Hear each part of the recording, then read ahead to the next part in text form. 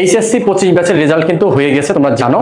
তো এইচএসসি 25 ব্যাচের কোন বোর্ডে পাশের হার কত সেটা যদি আমরা একটু দেখি, তাহলে তোমরা যারা এইচএসসি 26 ব্যাচের যারা আছো তাহলে বুঝতে পারবা আগামীতে তোমাদের জন্য কি অপেক্ষা করছে।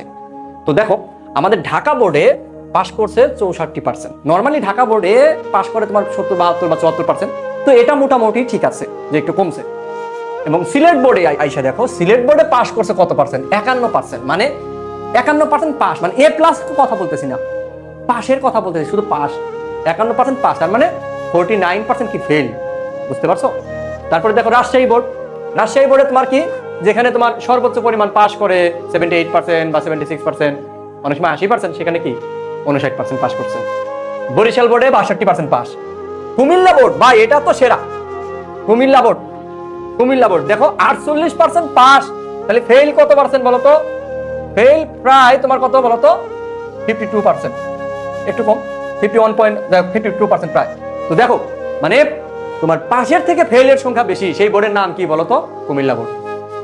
তারপরে আসো দিনাজপুর বোর্ড 57%।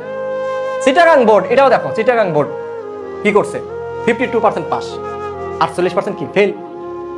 ময়মনসিংহ বোর্ড, এটাও ভাই 51% পাস, 49% ফেল।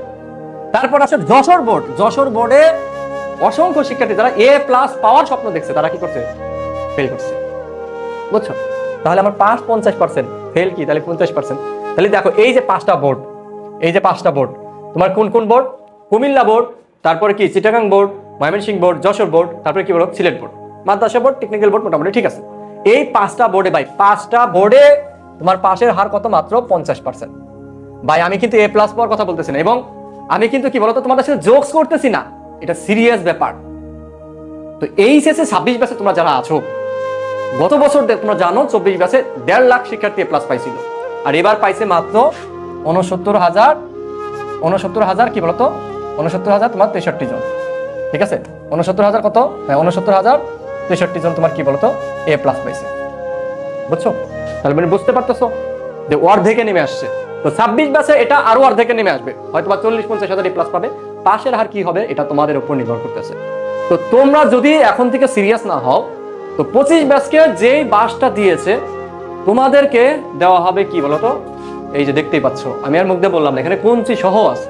তো বুঝতেই পারতেছো যে তোমরা কিন্তু খুব সিরিয়াসলি বলছি, তোমরা কিন্তু রেড জোনে আছো। তোমাদের হাতে সময় আছে মাত্র 7 মাস। তোমরা যদি এখন থেকে পড়ালেখা না করো, তাহলে তোমরা কিন্তু অনেক পিছিয়ে যাবে। আর পাশাপাশি আমাদের যে তোমার শিক্ষার যে সংস্কার, সেটা হলো আমাদের কি বলতো? কলেজে কোনো সংস্কার নাই, আমাদের সিলেবাসে কোনো সংস্কার নাই, কিন্তু আমাদের কি শুধু রেজাল্টের সংস্কার হচ্ছে। এতে করে কোনো লাভ হচ্ছে? কোনো লাভ হচ্ছে না। উচিত সারা বাংলাদেশে এক প্রশ্নের পরীক্ষা নেওয়া।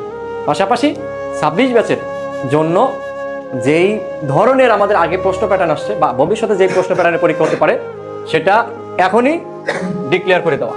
তো যাই হোক, তোমাদেরকে যেটা বলবো ভাইয়া, তোমরা যারা 26 ব্যাচের আসো, স্পেশালি সায়েন্সের যারা আসো, তোমরা যদি ফিজিক্স, কেমিস্ট্রি, ম্যাথ, বায়োলজি এই সাবজেক্টগুলোতে যদি তোমার সমস্যা থাকে, তাহলে অবশ্যই ওমেগা একাডেমিক অ্যান্ড অ্যাডমিশন কেয়ারে চলে আসো। একদম ধরে ধরে বেসিক টু অ্যাডভান্স যত কঠিন প্রশ্নই করুক না কেন তোমাকে শেখাবো। স্পেশালি তোমরা যদি ফিজিক্সে বেশি প্যারা খাও, তাহলে আমার অফলাইন স্পেশাল ব্যাচে ভর্তি হয়ে যেতে পারো। সব বিস্তারিত জানতে শুধুমাত্র পেজে মেসেজ দাও অথবা সরাসরি অফিসে ভিজিট করো। তো তোমাদের সাথে দেখা হবে ক্লাসে ইনশাআল্লাহ। ফিজিক্সকে তোমাদের একদম পানির মতো সহজ করে বুঝিয়ে দেবো। আসসালামু আলাইকুম ওয়া রাহমাতুল্লাহি ওয়া বারাকাতুহু।